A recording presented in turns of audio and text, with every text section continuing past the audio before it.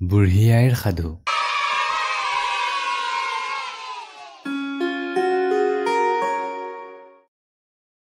মেকুৰীৰ জীয়েকৰ সাধু। এঘৰ মানুহৰ এজনী বৰ চেনেহৰ মেকুৰী আছিল। তাই গাভিনী হৈছিল।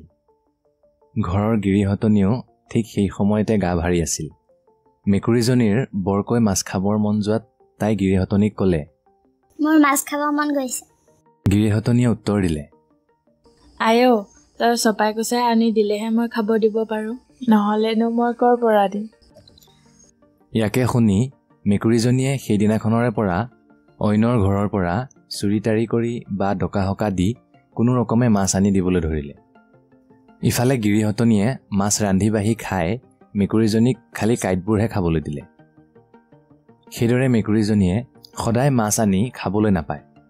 ইয়াতে তাইৰ মনত বৰ বেজাৰ লাগি গিৰিহঁতনীক খাও দিলে। মোৰ পেটত যি আছে তাইৰ পেটলৈ যাওক, আৰু তাইৰ পেটত যি আছে মোৰ পেটলৈ আহক। ইয়াৰ কিছুদিনৰ পাছতে সঁচাসঁচিকৈয়ে গিৰিহঁতনীয়ে দুটা মেকুৰী পোৱালি পালে, আৰু মেকুৰীজনীয়ে ছোৱালী দুজনী পালে। আতৌ পুতৌ কৰি মেকুৰীয়ে ছোৱালী দুজনীক কোনো ৰকমে ডাঙৰ কৰিলে। ছোৱালী দুজনীক ঘৰতে থৈ মেকুৰীজনীয়ে নিতৌ মাছ গাখীৰ ইত্যাদি বিচাৰি যায়।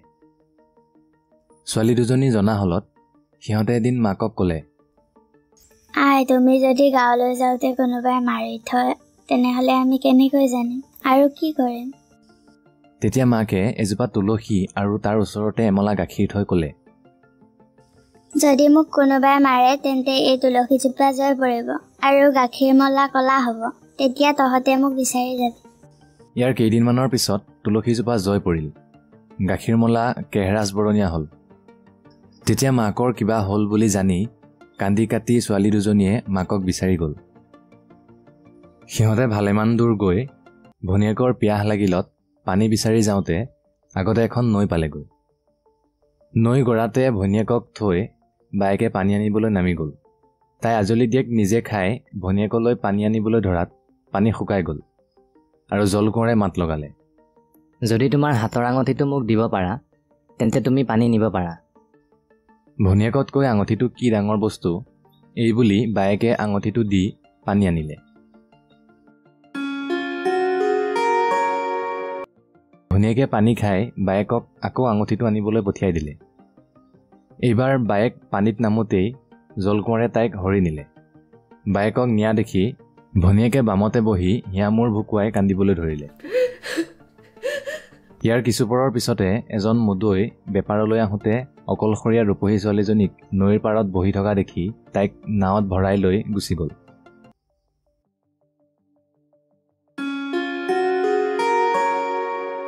ঘৰ পাই মুদৈয়ে তাৰ দুজনী ঘৈণীয়েকৰ লগতে তাইকো এজনী সৰু ঘৈণী পাতি ল'লে। কোমল বয়সীয়া সৰু ঘৈণীয়েকক মুদৈয়ে আগৰ দুজনী ঘৈণীয়েকতকৈ বেছি মৰম কৰিবলৈ ধৰিলে। ইফালে সতিনীয়েক দুজনীয়ে কেনেকৈ মুদৈয়ে এইক দেখিব নোৱাৰা হয় তাৰহে উপায় চিন্তিবলৈ ধৰিলে। তাইৰ প্ৰথমবাৰ অশৌচৰ সময়ত তাইক চকু দুটা কাপোৰেৰে বান্ধি তাই এটা ঢেঁকীথোৰা পালে বুলি কৈ তাই পোৱা মতা ল'ৰাটো সতিনীয়েকহঁতে নৈত উটুৱাই দিলেগৈ। পিছৰ বাৰতো তাই তেনেকৈ এটা ৰঙালাও পালে বুলি সিহঁতে কৈ আচল মতা ল'ৰাটো নৈত উটাই দিলে। ইফালে জলকোঁৱৰে হৰি নিয়া বায়েকে সেই উটাই দিয়া ল'ৰা দুটাক ভনীয়েকৰ ল'ৰা বুলি জানিব পাৰি তুলি তালি ডাঙৰ দীঘল কৰিলে। মুদৈয়ে সৰুজনী ঘৈণীয়েকৰ এইবোৰ কথা সঁচা ভাবি তাইক কুলক্ষণীয়া তিৰোতা বুলি ঠিক কৰি নিজৰ ঘৰৰ পৰা খেদি দি চোৱাপাতনিত ঘৰ এটা সজাই দি থলে। তাই চোৱাপাতনিতে এটা ঘৰত দুখেৰে দিন কটাবলৈ ধৰিলে। এদিন মুদৈয়ে বেপাৰলৈ যাওঁতে পানীৰ মাজতে জলকোঁৱৰে তেওঁৰ নাওখন ধৰি ৰাখিলে। মুদৈয়ে নাওখন কোনো ৰকমে এৰুৱাব নোৱাৰি কি কৰোঁ বুলি বিচূৰ্তি হৈ থাকোঁতে পানীৰ মাজৰ পৰা কোনোবাই মাত লগালে, তুমি এটা সকাম কৰিবলৈ গাত লোৱা, আৰু কেতিয়া কৰিবা তাক থিৰাংকৈ কৈ তোমাৰ তামোলৰ হাঁচতিখন আৰু লাখুটিডাল পেলাই থৈ যোৱা, তেহে তোমাৰ নাও মুকলি হ'ব। মুদৈয়ে উপায় নাপাই এটা বৰ সবাহ কৰিবলৈ দিন ঠিক কৰি হাঁচতিখন আৰু লাখুটিডাল তাতে পেলাই দিলত নাওখন চাটকৰে এৰাই গ'ল। ইফালে জেঠায়েকে সেই ল'ৰা দুটাক সিহঁতৰ মাকে মেকুৰীৰ পেটত জন্ম লোৱাৰে পৰা আৰম্ভ কৰি সিহঁতক নৈত উটাই দিয়ালৈকে এইবোৰ কথা বৰ্ণনা কৰি ক'লে, আৰু সেই সকলোখিনি কথা সিহঁতৰ বাপেকে পতা বৰ সবাহৰ দিনা সিহঁতে ৰাইজক ক'বলৈ ক'লে। সিহঁতে সবাহৰ দিনা বাপেকৰ লাখুটিডাল আৰু হাঁচতিখন লৈ মুদৈৰ ঘৰৰ ফালে যাবলৈ ধৰিলে। পোনেই গৈ সিহঁতে চোৱাপাতনিত থকা মাকক আই বুলি মাতি এটুপি পানী খাবলৈ খুজিলত সিহঁতে চুপতি কৰা বুলি ভাবি মাকে ক'বলৈ ধৰিলে, মোক কিয় ভেঙুচালি কৰিছ? সৌ সবাহলৈ মানুহ আহিছে, তালৈ যা আৰু যি পাও খাগৈ।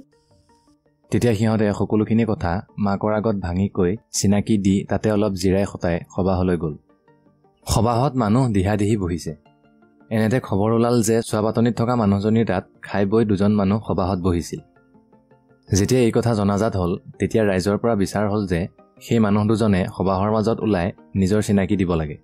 কথাষাৰ শুনা মাত্ৰকতে 2 ককাই ভায়েকে গিৰিপ কৰে উঠি মাত লগালে, আমি য'ত সোমাইছিলোঁ তেওঁ আমাৰ আই।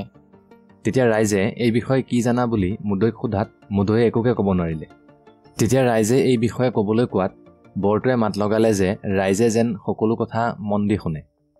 এইবুলি সকলো কথা ভাঙি পাতি সি ক'বলৈ ধৰিলে আৰু মুদৈৰ হাঁচতিখন আৰু লাখুটিডাল ৰাইজৰ আগত উলিয়াই দি সিহঁতৰ কথা সঁচা বুলি প্ৰমাণ কৰিলে।